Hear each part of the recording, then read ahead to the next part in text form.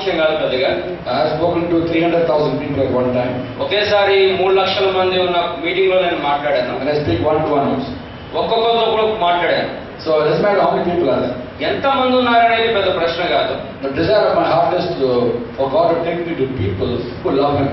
అయితే నా హృదయంలో ఉన్న వాంఛ ఏంటంటే ఎక్కడైతే దేవుని దేవుని యొక్క వాక్యాన్ని ప్రేమిస్తారో అలాంటి వారి దగ్గరికి వెళ్ళాలి.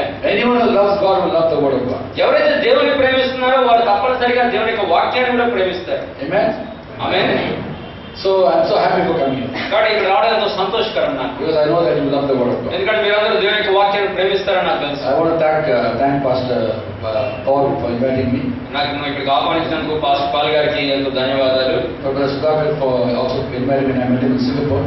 సుధాకర్ కూడా నన్ను పిలిచారు, వారిని సింగపూర్ లో కలిసాను. And this morning what I shared, ఈ యొక్క ఉదయకాలం నేను పంచుకున్నాను. I noticed that just now you are revising it. నేనేం పంచుకున్నానో దాన్ని మీరు కొంత మరలా దాన్ని పరిశీలించారు. You are recollecting whatever you learned this morning. ఈ ఉదయకాలం ఏం నేర్చుకున్నారో దాన్ని మళ్ళొకసారి చూశారు. And that pleases God. అది దేవునికి సంతోషం. Some people take the Word of God like this and leave it like that. కొంతమంది ఇక్కడ నుంచి వింటారు, ఇక్కడ నుంచి వదిలేస్తారు. But it's good to chew the Word of God. దేవుని యొక్క వాక్యాన్ని నమిలేయటం, లేకపోతే దాన్ని మరలా దాన్ని జ్ఞాపకం తెచ్చుకోవడం ఎంతో మంచిది. To meditate on God's Word. దేవుని యొక్క వాక్యాన్ని ధ్యానించటం. I have never ever tried to memorize the Word of God. నేను దేవుని యొక్క వాక్యాన్ని ఎప్పుడు గుర్తుపెట్టుకుందామని బట్టి పట్టలేదు. I have never tried. నేను ఎప్పుడు దాని ప్రయత్నం కూడా చేయలేదు. Because God gave me a promise. ఎందుకంటే దేవుడు ఒక వాగ్దానం ఇచ్చాడు. He will teach me. ఆయన నాకు బోధిస్తా అన్నాడు. And He will remind me. ఆయన నాకు జ్ఞాపకం చేస్తా అన్నాడు. So for me to be taught the Word of God, for me to be taught, దేవుని యొక్క వాక్యం నేర్చుకోవాలి నేను అంటే I have to meditate. నేను దాన్ని ధ్యానించాలి. I don't memorize. నేను దాన్ని గుర్తుపెట్టుకోవాలని చెప్పి బట్టి పట్టను. Because there's no point trying to compete with the Holy Spirit who will remember the Bible better. దేవుని యొక్క వాక్యాన్ని నీకు బాగా జ్ఞాపకం చేసే పరిశుద్ధాత్మను దాటిపోయి నీకు నువ్వే జ్ఞాపకం పెట్టుకుందామని ప్రయత్నం చేయడంలో ఏం పెద్ద ప్రయోజనం లేదు. He has promised me He will remind me. ఆయన వాగ్దానం చేశాడు, నేను జ్ఞాపకం చేస్తాను. So why should I memorize? నేను మళ్ళీ దాన్ని బట్టి పట్టేందుకు? I don't memorize. నేను బట్టి ఏం పట్టను. But I meditate. అయితే నేను దాన్ని ధ్యానం చేస్తాను. Meditate means keeping on focusing on the Word of God. ధ్యానించడం అంటే మరలా దాన్ని జ్ఞప్తికి తెచ్చుకొని దాని మీద నేను నా దృష్టి అంతా As కేంద్రీకరిస్తాను. often as I get a chance, I keep thinking of the Word of God again and again. కానీ నేను అవకాశం జరిగినప్పుడు దేవుని యొక్క వాక్యాన్ని మరలా ధ్యానిస్తూ ఉంటాను. And Word of God go into our hearts. దేవుని యొక్క వాక్యం వల్ల మన హృదయాల్లో వెళ్తుంది. And the Holy Spirit will teach us. పరిశుద్ధాత్మ మనకు నేర్పిస్తాడు. He will remind us. ఆయన మనకు జ్ఞాపకం చేస్తాడు. Praise God. దేవుని స్తోత్రం. So I'm going to carry on where I stopped this morning. ఉదయకాలం ఎక్కడ ఆఫ్ చేస్తానో అక్కడి నుంచి కూడా ఆరంభిస్తాను. We are talking about the blessings of living by the Word of God. దేవుని యొక్క వాక్యం అనుసరించి జీవించడం ద్వారా మనకు కలిగే ఆశీర్వాదాలు ఏంటో మనం ఉదయకాలం చూసాం. Hearing the Word వాక్యాన్ని వినటము and obeying the Word. దేవుని యొక్క వాక్యాన్ని విధేయత చూపించడం. And how our life is going to be so much enriched by that. ఆ విధంగా జీవించడం ద్వారా మన జీవితం ఎంతో సమృద్ధివంతంగా ఉంటుంది. This morning I spoke for entire session on one blessing. ఉదయకాల సెషన్ అంతా కూడా ఒక్క ఆశీర్వాదమే మనం చూసాం. How through the Word we know God more and more. ఏ విధంగా దేవుని యొక్క వాక్యం ద్వారా దేవుని ఎక్కువగా తెలుసుకుంటా. And in the course of the 5 sessions, ఈ యొక్క 5 సెషన్లు మనం కలిగిన 5 సెషన్లలో tomorrow morning one session, tomorrow evening one session, and day after tomorrow morning one session. రేపు ఉదయకాలము, రేపు సాయంకాలము 2 సెషన్లు, తర్వాత మళ్ళీ ఎల్లుండి ఉదయకాలం session. Tomorrow afternoon I talk to people who are workers, full-time workers, who are serving God. రేపు సాయంకాలం ఎవరైతే దేవుని యొక్క సేవకులు ఉన్నారో, దేవుని యొక్క వాక్యాన్ని బోధిస్తున్నారో వారితో నేను మాట్లాడబోతున్నాను. On the joy of serving God. దేవుని యొక్క సేవలో ఉన్న సంతోషం గురించి. In these 5 sessions on this topic, ఈ యొక్క మనకున్న ధ్యానాంశం మీద ఉన్న 5 సెషన్లలో I'm going to speak on the various blessings of living by the Word. దేవుని యొక్క వాక్యానికి విధేయత చూపించడం ద్వారా కలిగే ఆశీర్వాదాలు మీతో పంచుకుంటాను. This morning was knowing God more. మొట్టమొదటి చూసిన ఆశీర్వాదం ఉదయకాలంలో దేవుని యొక్క వాక్యం ప్రకారం జీవించడం ద్వారా దేవుని ఎక్కువగా తెలుసుకుంటా. The second blessing, రెండవ ఆశీర్వాదం ఏంటంటే I'm going to speak on now, ఈ యొక్క సెషన్ లో మనం is మాట్లాడేది how through the Word of God we know us about us. దేవుని యొక్క వాక్య ప్రకారం జీవించడం ద్వారా మన గురించి మనం బాగా తెలుసుకుంటా. We know who we are. మనం ఎవరమో తెలుసుకుంటా. And very important for us to find our identity in Christ. మన క్రీస్తులో మన యొక్క రూపాన్ని మనం గుర్తించగలుగుతాం. Having come to believe in Christ, దేవుని యొక్క యేసు ప్రభువుని విశ్వాసం ఉంచిన తర్వాత we have a new identity. మనకు ఒక కొత్త మనమెవరో అనేది కొత్తగా గుర్తించబడుతుంది. A very special identity. మనకు ఒక కొత్త గుర్తింపు వస్తుంది. And we must understand that. మీకు కొంచెం అర్థం చేసుకోవాలి దాన్ని. And that will keep us always encouraged. ఆ యొక్క గుర్తింపు అనేది మనల్ని ఎప్పుడు కూడా ప్రోత్సహిస్తుంది. Now when we look in the Bible, మనం బైబిల్ తెరిచినప్పుడు the Bible tells us who we are. Bible మనం ఎవరుమో మనకు బాగా చెప్తుంది. How? ఎలా చెప్తుంది? Because the Bible is a mirror. ఎందుకంటే బైబిల్ అద్దము లాంటిది. When you look in the mirror, you see yourself. అద్దంలో మనం చూస్తున్నప్పుడు మనం కనబడతా. In the book of James chapter 1, యాకోబు పత్రిక మొదటి అధ్యాయంలో verse 22, 22వ వచనం నుంచి verse 25, 25వ వచనం వరకు we refer to this in the morning also. ఉదయకాలం కూడా మనం చూసాం ఈ రెఫరెన్స్ ని. James writes, యాకోబు రాస్తున్నాడు, do not merely listen to the word and so deceive yourselves. కేవలం వాక్యం వినువారయ్యుండి మిమ్మును మీరు మోసపరుచుకొనవద్దు. Do what it says. వాక్య ప్రకారం జీవించువారునయ్యుండి. Anyone who listens to the word of God and does not do what it says, దేవుని యొక్క వాక్యం విని దాని ప్రకారం జీవించినటువంటి వాడు is like a man who looks at his face in a mirror అద్దంలో తన యొక్క ముఖమును చూసుకొని and goes away and forgets what he looks like. బయటకు వెళ్ళి దాన్ని మర్చిపోయేటువంటి వాడిగా ఉంటున్నాడు. But the man looks intently to the perfect law that gives freedom. అయితే స్వాతంత్రం నీచు సంపూర్ణమైన నియమంలో నిలకడగా ఉండి తేరి చూచు ప్రతివాడు, Not forgetting what is said, but doing it. తాను విన్నదాన్ని మర్చిపోకుండా దాని ప్రకారం ప్రవర్తించు వాడిని అవుతాడు. He will be blessed in what he does. తాను చేసిన క్రియలో తాను ధన్యుడైతాడు. So when you listen to the word of God, మన దేవుడి యొక్క వాక్యాన్ని విన్నప్పుడు it's like looking at face in a mirror. మనము అద్దంలో చూస్తున్నా And the mirror tells you who you are. ఆ అద్దము నువ్వెవరో నీకు తెలియజేస్తుంది. You look at yourself, you know who you are.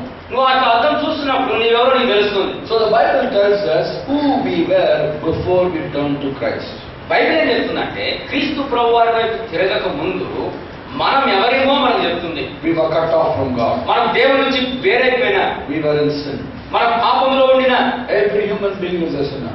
ప్రతి మనుషుడు కూడా పాపే. We don't have to have done a very great sin to be cut off from God. మనము దేవుడి నుంచి వేరు కావడానికి ఏదో గొప్ప పాపం చేయలేదు. కానీ When you follow the ways of the world, ఈ యొక్క లోకమును అనుసరించి నడుచుకునేటప్పుడు we're actually following the ruler of the kingdom of the air, that is the devil.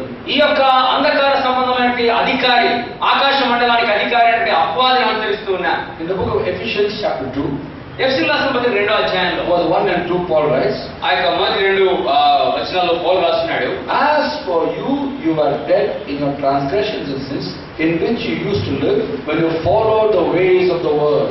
మీరు అపరాధముల చేతను పాపముల చేతను చచ్చిన వారై ఉండగా ఆ యొక్క అంధకార సంబంధమైన క్రియలు చేస్తూ ఉండగా రాస్తున్నాడు. And the ruler of the kingdom of the air. ఈ యొక్క అంధకార సంబంధమైన అధికారి అని చెప్పి రాస్తున్నాడు. Spirit who is now at work in those who are disobedient. ఎవరైతే అవిధేయులు ఉన్నారో వారిని ప్రేరేపించు ఆత్మను అనుసరించి నడుచుకోండి అని రాస్తున్నాడు. Verse 3, Paul writes, 3వ వచనం పౌలు రాస్తున్నాడు, We also lived among them at one time, మనం కూడా ఇంతకు మునుపు అలాగే ప్రవర్తించుచుంటిమి అన్నాడు. gratifying the cravings of the sinful nature and following its desires and thoughts. మనందరం శరీరం యొక్క మనసు యొక్క కోరికలు నెరవేర్చుకుంటూ వచ్చినామని రాస్తున్నాడు. So Paul says, even I was like that. పౌలు అన్నాడు, నేను కూడా ఒకప్పుడు అలానే ఉన్నాను. We are following the world. ఈ లోకం అనుసరించి నడుచుకుంటూ ఉన్నా. When you follow the world, ఈ లోకాన్ని అనుసరించి నడుచుకుంటున్నప్పుడు we are actually following the devil. మనం అపవాదిని దయ్యాన్ని అనుసరిస్తూ ఉన్నాం. So nobody is perfect. ఎవరు కూడా పరిపూర్ణులు కాదు. So all the people who say we are good people, nice people, before God we all fall short. మనందరం అనుకోవచ్చు మంచి వాళ్ళము లేకపోతే చాలా మంచి వాళ్ళం అని, కానీ దేవుడి దృష్టిలో చూస్తే ప్రతి ఒక్కరు కూడా ఎవరు పరిపూర్ణులు కాదు. So the first thing is we realize we are sinners without the law. Without the God. దేవుడు లేకుండా, యేసు ప్రభువారు లేకుండా ప్రతి ఒక్కరు కూడా పాపి అనే విషయాన్ని మొట్టమొదటి మనం గ్రహిస్తున్నాం. But when you turn to Christ, అది యేసు ప్రభువారు తిరిగినప్పుడు we realize that by His blood He has cleansed us of our sins. ఆయన రక్తము ద్వారా మన పాపములను ఆయన కడిగి పవిత్రపరిచాడనే విషయాన్ని మనం గమనించగలుగుతాం. The Bible says in Acts chapter 15 verse 9, అపొస్తలుల కార్యాలు 15వ అధ్యాయం 9వ వచనంలో దేవుని యొక్క వాక్యం రాయబడింది, our hearts are purified by faith.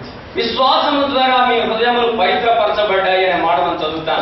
By putting our trust in the Lord Jesus Christ, యేసుక్రీస్తు ప్రభువారి యందు మన విశ్వాసం ఉంచడం ద్వారా, by commending our lives to Him, మన జీవితాలను సమర్పించుకోవడం ద్వారా, receiving Him as Savior and Lord, రక్షకుడిగా ప్రభువుగా ఆయన స్వీకరించడం ద్వారా our conscience, the spirit is cleansed. మన యొక్క మనస్సాక్షి, మన యొక్క మనస్సు పవిత్రపరచబడుతూ వచ్చింది. There is no condemnation for us. ఇప్పుడు మనకి తీర్పు, శిక్షావిధి లేదు. There is no guilt for us. ఇప్పుడు మనకి దోషారోపణ చేసే మనస్సు లేదు. We have become the children of God. మనం దేవుని పిల్లలమైన, And so we have a new identity. కానీ మనకు కొత్త గుర్తింపు ఉంది.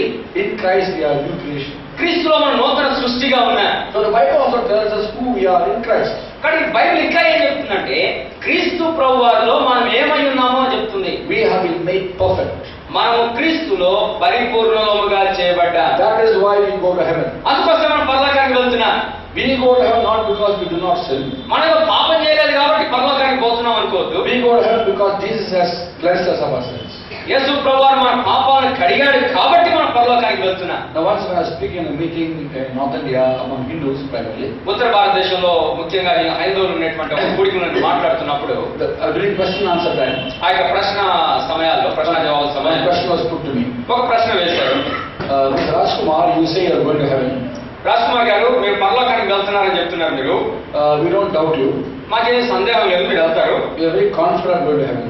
మీరు వెళ్తారని చెప్పి చాలా గట్టి నమ్మకంతో ఉన్నా. You talk of heaven as it's next door to your house. మీరు ఎలా మాట్లాడుతున్నారంటే ఏదో పరలోకం మీద మీ ఇంటి పక్కన ఉంది, రేపు వెళ్ళిపోతున్నారు అన్నట్టు మాట్లాడుతున్నారు. There is from this house to other house. ఏదో ఇల్లు వదిలేసి ఇల్లు ఖాళీ సాగా ఇంటికి వెళ్ళిపోతున్నట్టు మాట్లాడుతున్నారు మీరు. But what about all the good people in the world? అయితే లోకంలో చాలా మంది మంచోళ్ళు ఉన్నారు, వాళ్ళ పరిస్థితి ఏంటండి అన్న? Where are they going?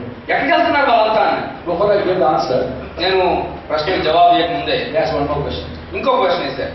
Are there not better people than you in other religions? నీకంటే మంచి వాళ్ళు వేరే మతాల్లో లేరా? In Hinduism, Buddhism, Islam, are there not better people than you? హైందవుల్లో, బౌద్ధ మతస్థుల్లో, జైనుల్లో, సిక్కుల్లో నీకంటే మంచి వాళ్ళు లేరా? I said there are better people. నేను అన్నాను వాళ్ళు మంచి వాళ్ళే. There are many better people than me in other religions. ఈ లోకంలో నాకంటే మంచి వాళ్ళు చాలా మంది చాలా మతాల్లో ఉన్నారు. Then I felt very happy.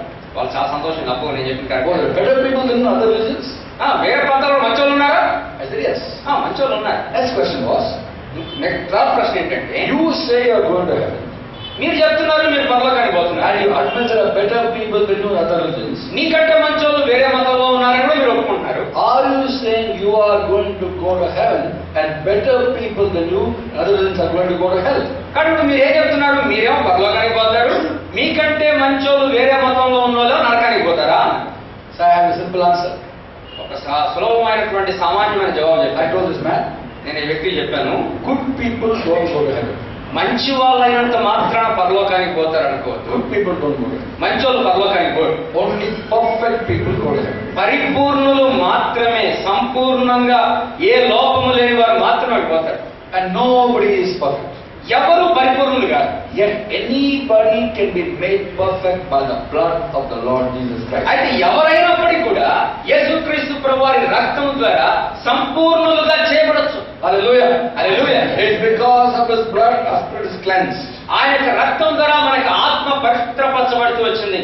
So nobody is more perfect than the other person.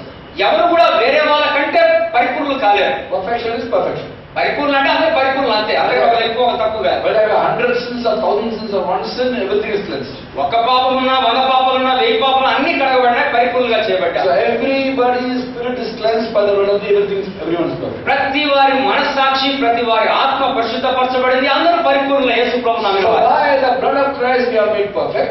యేసుక్రీస్తు ప్రభు రక్తం ద్వారా మనం సంపూర్ణంగా There చేయబడుతున్నాం. is no difference.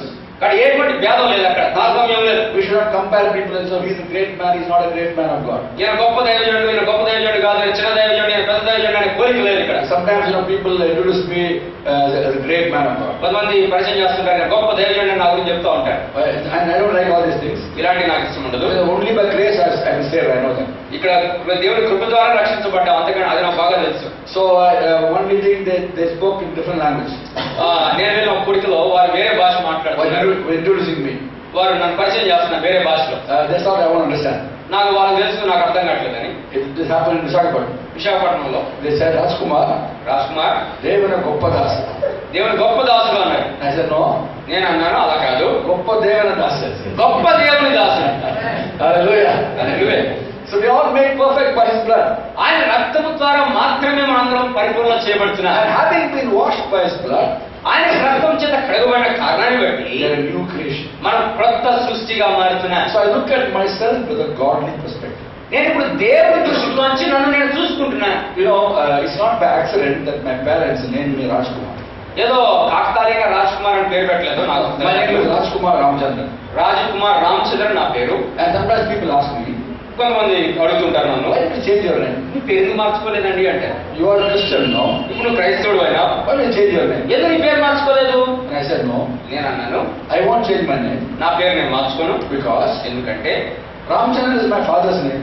Ramachandran అనేది నా పేరు కాదు, అది మా తండ్రి గారి పేరు. వెనకాల ఉంది. I can't change his name. ఆయన పేరు నేను మార్చలేను కదా. My name is Rajkumar. నా పేరు Raj Kumar. I won't change my name నా పేరు మార్చుకోను. because my Lord called me 3 times by name. నా ప్రభువు నన్ను 3 సార్లు పేరు పెట్టి పిలిచాడు. In my 29 years as a Christian, My 29 years as a Christian. 29 years. 29 సంవత్సరాలు అయిపోయింది నేను క్రైస్తవుడిగా ఉండి. 3 times I heard the audible voice of God. 3 సార్లు నేను దేవుని స్వరాన్ని విన్నాను. First time, మొదటిసారి early morning, ఉదయకాల సమయంలో వేకువజామున he woke me from bed. నన్ను పడక నుంచి దేవుడు లేపినాడు. Raj, get up. రాజ్ లే అన్నాడు. I got a good pray. లేచి ప్రార్థన చేశాను. After 10 years, 10 సంవత్సరాల తర్వాత early morning again, Raj, get up. మరలా వేకువజామున రాజ్ లే అనే స్వరాన్ని I విన్నాను. got a good pray. నేను లేచి ప్రార్థన చేశాను. Again after a few years, మళ్ళా కొన్ని సంవత్సరాల తర్వాత first 2 times 3 words, Raj, get up. First 2 సార్లు 2 మాటలే రాజ్ లే అనే మాటలు. Third time only 1 word. మూడోసారి ఒకటే మాట. Early morning, వేకువజాము తెల్లవారుజామున Raj, Raj important. What is the meaning of Raj early morning? Raj అంటే ఇక తెల్లవారుజాము రాజ్ అంటే It means get up. లే ఇక లేదు. I got a good pray.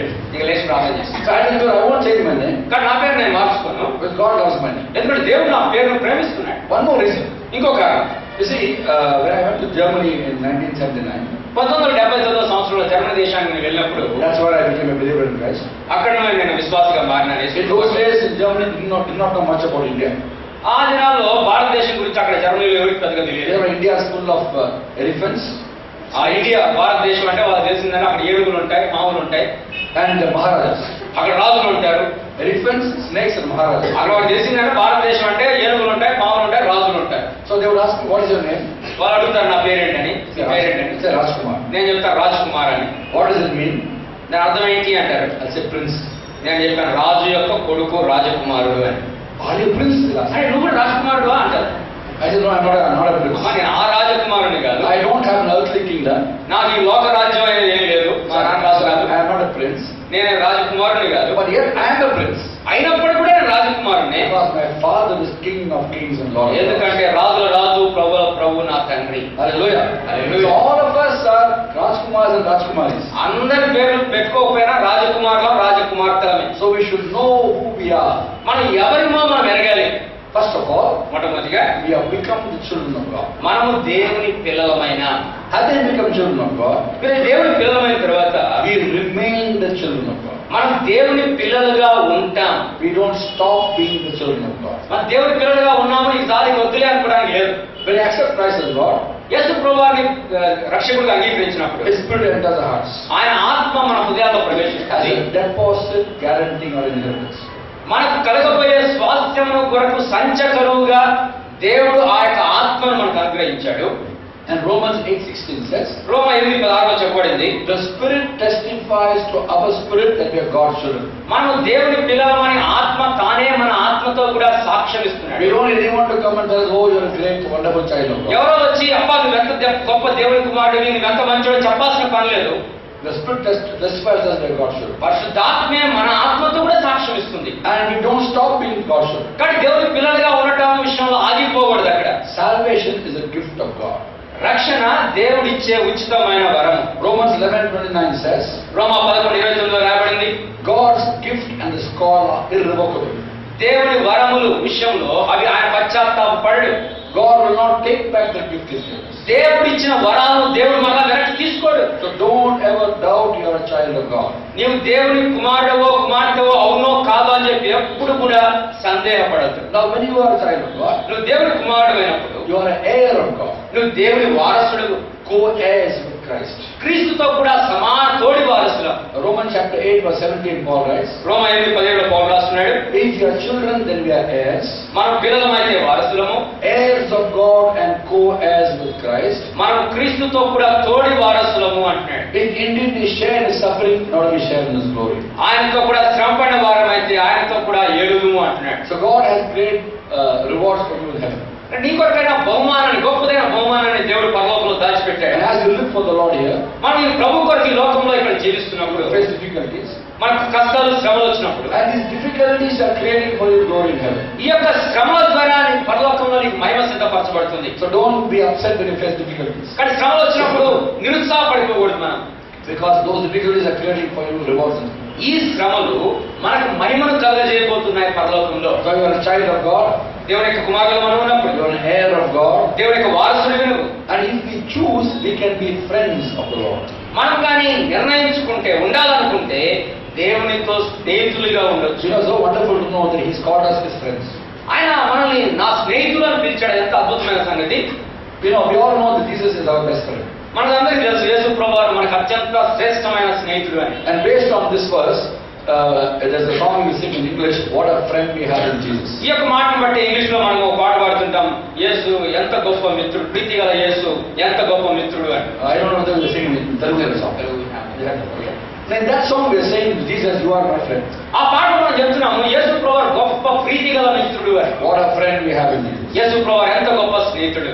And in John 15:15, యోహాను సువార్త 15:15 చెప్పబడింది. what did Jesus say? యేసు ప్రభువారు ఏమన్నాడు To his disciples? తన శిష్యులతోటి, I no longer call you servants, నేను మిమ్మల్ని దాసులని పిలవట్లేదు కానీ because servant does